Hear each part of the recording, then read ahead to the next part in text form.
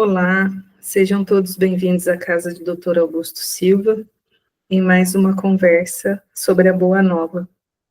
Hoje o tema da nossa palestra é a honra no servir. Vamos ver o versículo que vai nos guiar o estudo. Esse versículo está lá em uma das cartas que Paulo escreveu aos Tessalonicenses, está no capítulo 3, é o versículo 8. E aí Paulo diz o seguinte para eles, nesse caso, para nós também, né? Trabalhando para não sermos pesados a nenhum de vós. E aí, antes que a gente vá ao capítulo da obra que Emmanuel estuda, vamos conversar um pouco sobre o que é trabalho. E a gente vai encontrar bastante suporte lá no Livro dos Espíritos, no capítulo sobre a lei de trabalho. E aí Kardec pergunta, né? A necessidade do trabalho é lei da natureza? E os espíritos respondem: o trabalho é lei da natureza, por isso mesmo que constitui uma necessidade. E a civilização obriga o homem a trabalhar mais, porque lhe aumenta as necessidades e os gostos. Então, assim, o trabalho, ele é necessário e é uma lei. Nos faz crescer, nos faz desenvolver, mas é preciso prestar atenção às necessidades supérfluas que nós criamos e que nos fazem, por vezes, trabalhar mais do que seria necessário, ou trabalhar de forma a não prestar atenção no que nós estamos fazendo, a não aprendermos com todo o processo que deveria nos ensinar uma série de questões espirituais. Vamos ver mais adiante a próxima pergunta. Kardec continua. Por trabalho, só se devem entender as ocupações materiais? E aí os espíritos esclarecem, né? Não. O espírito trabalha assim como o corpo. Toda ocupação útil é trabalho. Então, é muito importante que a gente se lembre dessa fala no Livro dos Espíritos, que nós destacamos ali, que toda ocupação útil é trabalho. E que não é só o nosso corpo que trabalha, mas o nosso espírito. Portanto, toda e qualquer atividade útil que nós venhamos a fazer, mesmo que ela não seja remunerada, ela deve vir carregada das nossas vibrações espirituais. E de quais vibrações nós temos carregado as nossas atividades? O que nós temos entregado àqueles para quem nós entregamos o nosso trabalho material? O que nós temos entregado junto, né? Com as nossas vibrações. E aí a gente percebe, enquanto o corpo dorme, por exemplo, o espírito trabalha. Mesmo enquanto o corpo está em estado de vigília trabalhando, o espírito também está ali.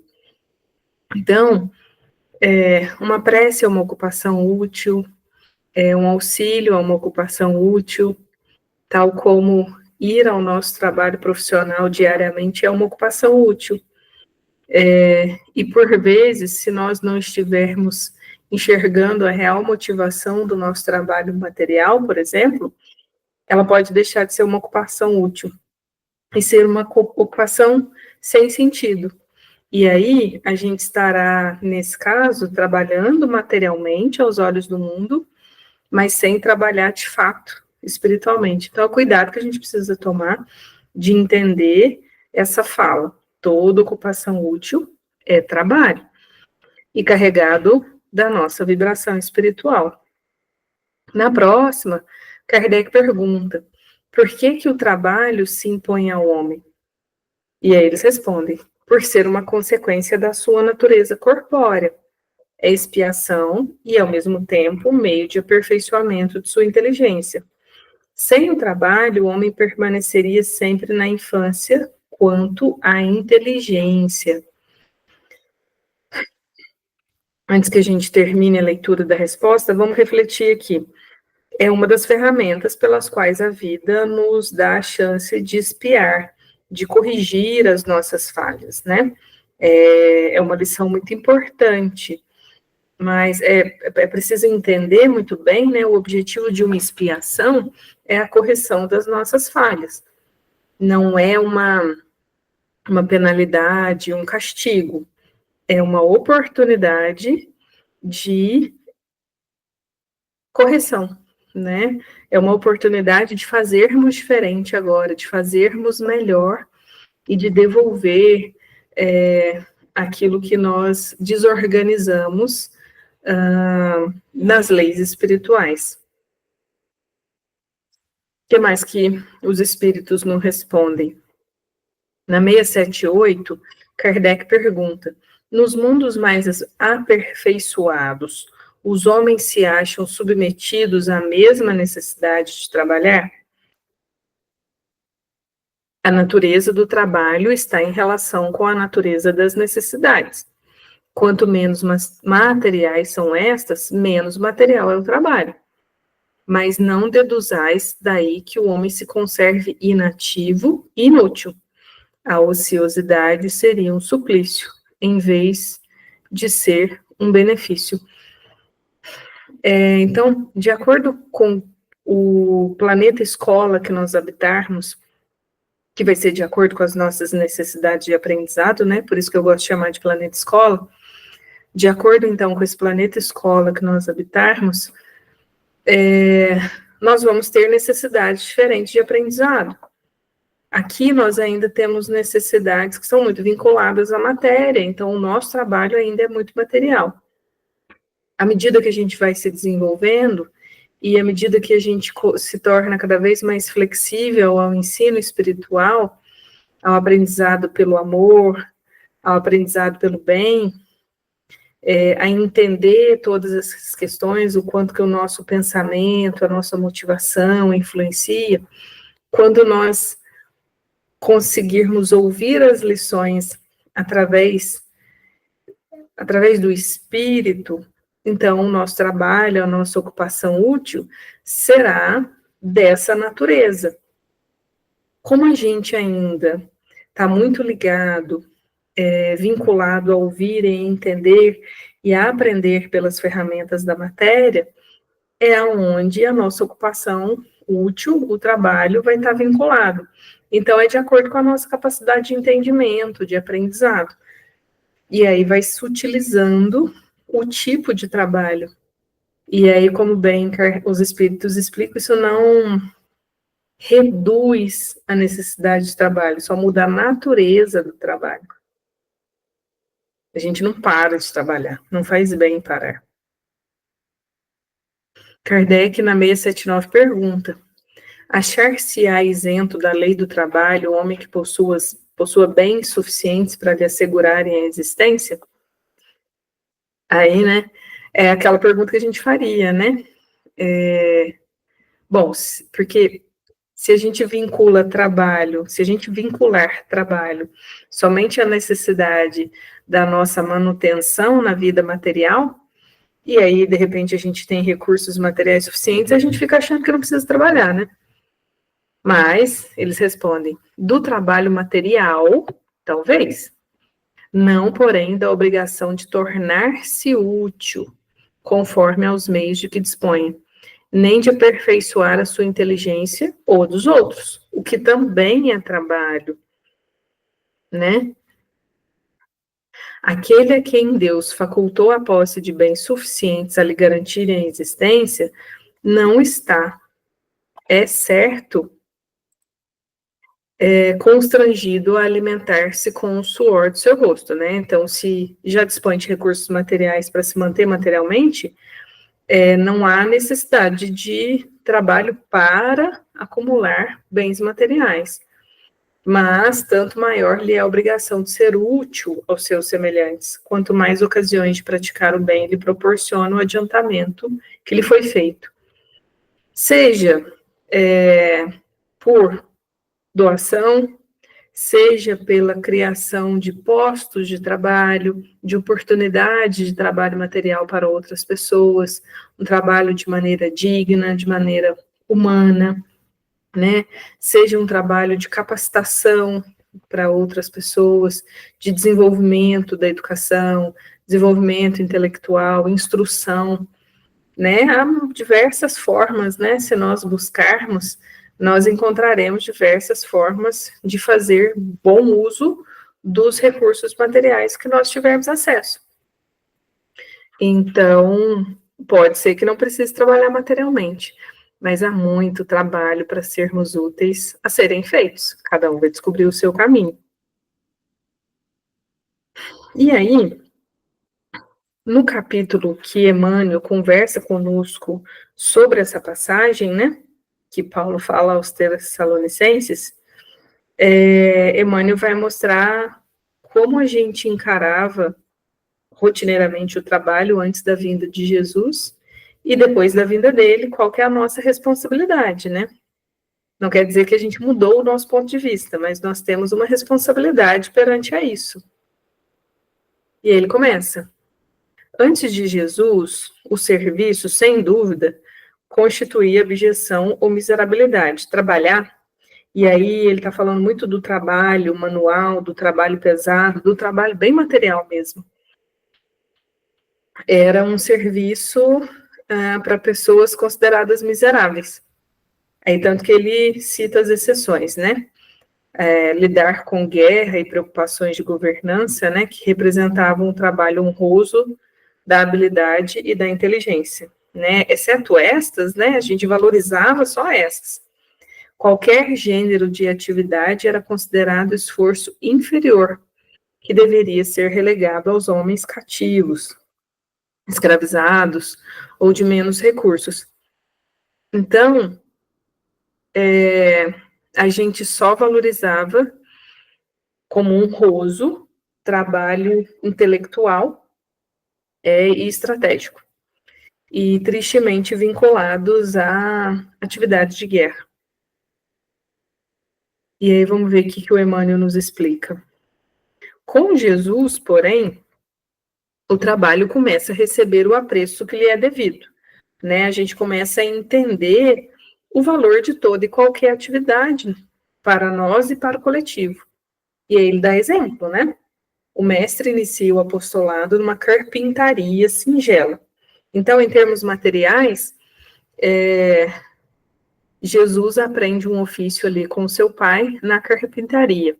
A gente vê, por exemplo, na história de Paulo de Tarso, né, na obra Paulo Estevão, que ele, e isso era uma tradição na época, né, Paulo, apesar de atuar como doutor da lei, ele sabia um outro ofício, ele sabia a tapeçaria. Então, quando ele sai para pregar, quando ele se converte e sai para falar do evangelho, ele tem esse ofício para não se tornar peso para ninguém. Então, onde quer que ele vá, ele tem o seu trabalho, ele se sustenta e segue pregando o evangelho. E aí eles vão continuar falando sobre o que Jesus fazia, né? Agora, para além de questões materiais. Em seguida, é o médico dos desamparados, sem honorários, é o enfermeiro dos aflitos, sem remuneração, é o educador ativo, sem recompensa. E, por fim, consagrando o concurso fraterno na máxima expressão, lava os pés aos discípulos, qual se fora deles o escravo e não orientador, né? Então, Jesus dá toda a exemplificação de trabalho material, de trabalho espiritual e de demonstrar que toda e qualquer atividade útil é digna. E por isso, Emmanuel nos diz que desde então a Terra se renova. Cada cristão abastado ou menos favorecido procura a posição que lhe cabe a fim de agir e ser útil. Aí a gente agora tem a responsabilidade, conhecendo o que Jesus trouxe, de buscar as atividades, seja qual for a atividade que a gente venha atuar, para a gente atuar no sentido de sermos úteis. E aí, reencarnacionistas que somos, nós entenderemos que, para além de dizer que determinada pessoa tem dom para a área da engenharia, ou tem dom para a área do direito, ou a área de saúde, para além de dons ligados à matéria, a gente passa a entender que o nosso real dom, a nossa real motivação é nos espiritualizarmos, é nos evangelizarmos. E compreendendo isso, a gente vai atuar nesse sentido em qualquer que seja a profissão material. E a gente vai continuar atuando mesmo quando o tempo de atuação nessa profissão material tiver sua pausa para uma outra etapa da nossa vida. A gente vai entender que o aprendizado do evangelho vai ser vivenciado em toda qualquer fase da nossa vida, desde a infância até a velhice. Porque a todo instante nós podemos ser úteis. E de século em século, sob a inspiração do amigo celestial, o serviço é motivo de honra e merecimento, em plano cada vez mais alto, até que o homem aprenda, por si mesmo, a divina lição que indica por maior aquele que se fizer o servo de todos eles. Então, quando a gente se vê aqui, a cada reencarnação, é importante que a gente entenda que há todo um trabalho muito maior do que nós para propiciar esse momento, que nós temos merecimento para estarmos aqui, que nós temos necessidade de estar aqui, e que deve ser uma honra estar atuando nesse planeta escola, e que deve ser uma honra acessar a oportunidade de ser útil a nós e ao coletivo. E a quantos mais seres desse planeta escola o nosso serviço for útil, mais nós estaremos crescendo. Na obra Pai Nosso, a Meimei traz um capítulo sobre a bênção do trabalho. E aí, como sempre, né, Meimei fala lindamente. É pela bênção do trabalho que podemos esquecer os pensamentos que nos perturbam, olvidar os assuntos amargos, né, deixar de lado os assuntos amargos, servindo ao próximo no enriquecimento de nós mesmos. O trabalho é uma instituição de Deus. Quando mais ativos nós estivermos, e aí ativos de uma maneira útil, de uma maneira motivada no bem, não de uma maneira cega, mas de uma maneira consciente, a gente vai se desligando a tudo aquilo que nos amargura, que nos entristece, a gente vai percebendo quantas coisas úteis nós podemos produzir e entregar a quem quer que esteja ao nosso redor. E é por isso que o trabalho é uma instituição divina.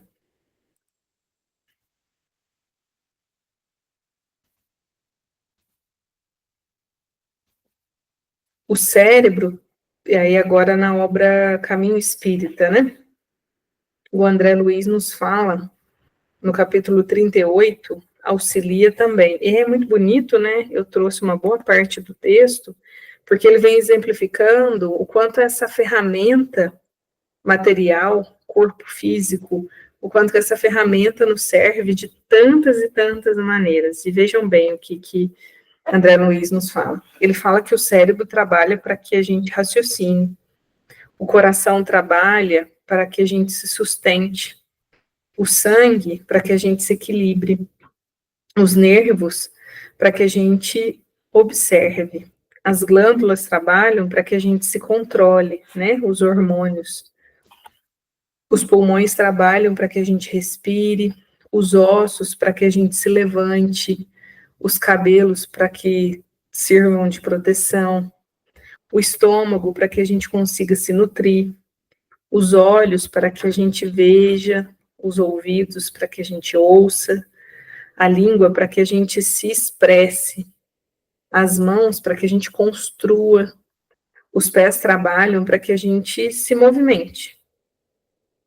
Entre as forças que trabalham no teu próprio corpo para servir-te, que fazes de ti mesmo para servir aos outros? Ante a lei do Senhor, o ato de servir é luz em toda parte. E assim, André Luiz, se limitou a dizer de serviços explícitos que o nosso corpo faz por nós.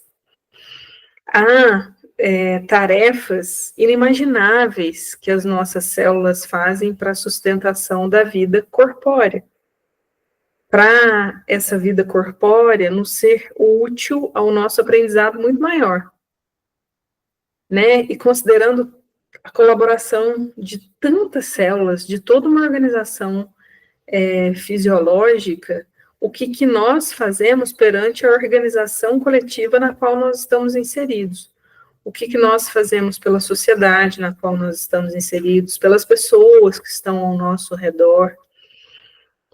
A gente já consegue, pelo menos, ao invés de atrapalhar, a gente já consegue, em determinados momentos, silenciar e refletir para, numa situação seguinte, semelhante, a gente agir de uma maneira diferente, melhor, né? A gente consegue, de fato, colaborar para o bem coletivo, porque, como bem diz André Luiz, o ato de servir é luz em toda parte, onde quer que a gente vá.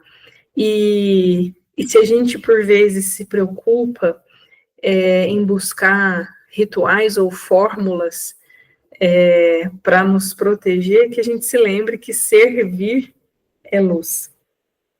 Servir ilumina a quem trabalha e ao seu redor.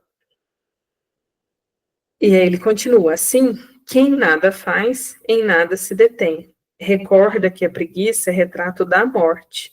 Toda a vida auxilia também. Quem nada faz, em nada se detém. Se a gente não se envolve, não desenvolve algo útil, não faz nada de fato, a gente simplesmente passa por essa vida. A gente não tem momentos de reflexão, momentos de aprendizado, de crescimento, a gente vai passando. E como eu falei no início, pode ser que a gente esteja extremamente envolvido em atividades de trabalho material, mas sem sentido, sem reflexão, sem dar a elas um real motivo da natureza da nossa atuação. E aí nós, por vezes, estaremos trabalhando exaustivamente em termos físicos, mas estaremos fazendo nada no que diz respeito à verdade, aos espíritos que nós somos. Então é muito importante que a gente tome esse cuidado de entender e sermos úteis realmente. E aí, no que diz respeito a ser útil espiritualmente, não tem nada a ver com quantidade, tem a ver com a qualidade que nós investimos o nosso tempo, as nossas energias. É bem diferente. Na obra Caminho, Verdade e Vida, tem um capítulo que Emmanuel fala, né, chama Trabalho, é quando Jesus fala, né, meu pai, eu trabalho, e meu pai trabalha até hoje e eu trabalho também, né, Jesus falando que Deus, Pai, trabalha sempre, e por isso ele trabalha também. Aí Emmanuel vai explicar. Em todos os recantos, observamos criaturas que se queixam e insatisfeitas. Raras pessoas amam o esforço que lhes foi conferido. A maioria de nós revolta-se contra o gênero do nosso trabalho. Os que varrem as ruas querem ser comerciantes, por exemplo. Os trabalhadores do campo prefeririam a existência na cidade. Outro exemplo. O problema, contudo, não é de gênero de tarefa, mas o de compreensão da oportunidade recebida. De modo geral, as queixas nesse sentido são filhas da preguiça inconsciente. É o desejo interno do subconsciente de conservar o que é inútil e ruinoso das quedas no pretérito obscuro. Veja bem essa fala do Emmanuel, né? O problema, contudo, não é de gênero de tarefa, mas o de compreensão da oportunidade recebida. Quando a gente estava lendo lá uma das perguntas do Livro dos Espíritos, e eles respondem Kardec que o trabalho é uma oportunidade de crescimento e de expiação, e quando a gente entende que expiação é um momento oportuno de correção, de amadurecimento espiritual, Por mais difícil que a tarefa que nos venha seja, ao entendermos o seu real motivo, ao invés de nos queixarmos, nós vamos acolher essa tarefa e trabalhar da melhor maneira possível para aprendermos com ela e, naturalmente, uma das duas questões, eu me modifico, cresço, e isso deixa de ser doloroso e complicado, que eu vou encarar esse momento de outra forma, ou eu me modifico, amadureço e vou para próximas etapas, outros tipos de trabalho, o gênero de trabalho muda. Então, seja mudando o contexto ou permanecendo nele, vejam bem que o movimento principal é a minha mudança, é a minha reforma íntima, sou eu quem cresce. E aí eu passo a encarar as coisas de uma maneira mais amadurecida e ganho a capacidade de vivenciar experiências melhores, experiências diferentes, experiências novas, que vão me fazer crescer em outros aspectos, né? Ao invés de ficar estagnado. Então, essa preguiça inconsciente que o Emmanuel fala, somos nós mesmos agarrados aos vícios e às quedas que nós criamos no nosso passado. E às vezes a gente fica querendo terceirizar essa responsabilidade e falar que é o espírito obsessor que não nos deixa crescer e avançar. Quando, na verdade, é uma preguiça nossa, uma dificuldade cristalizada nossa, ainda que nós precisamos trabalhar.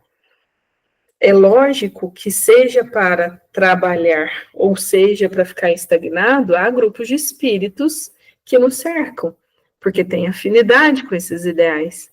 Então, lembremos-nos que quando nós nos esforçamos, nós temos o auxílio dos nossos espíritos protetores, nos encorajando e nos dando energia para seguir em frente. Nós sempre estamos acompanhados, mas nós também sempre escolhemos as companhias. E o Emmanuel continua, né, que Jesus veio nos arrancar da morte no erro, trouxe-nos a bênção do trabalho, que é o movimento incessante da vida. Trabalho é movimento da vida. Se você acredita no valor da preguiça, olha a água parada, né? A água parada só traz doenças. Seja qual seja o seu problema, o trabalho será sempre a sua base de solução. Vejam bem, né? Emmanuel fala de uma maneira bastante clara. Não que o trabalho seja a solução, mas é uma base. Quando nós estamos em movimento, quando nós estamos em atividade, a chance de nós visualizarmos, encontrarmos soluções para questões que precisamos resolver é muito maior do que quando nós estamos parados, ociosos e entregues a pensamentos menos felizes. Pensamentos depressivos, pensamentos entristecidos, que vão nos paralisando. O trabalho nos mantém em movimento, né? A gente percebe isso, inclusive, no corpo físico, que nos ensina sempre, né?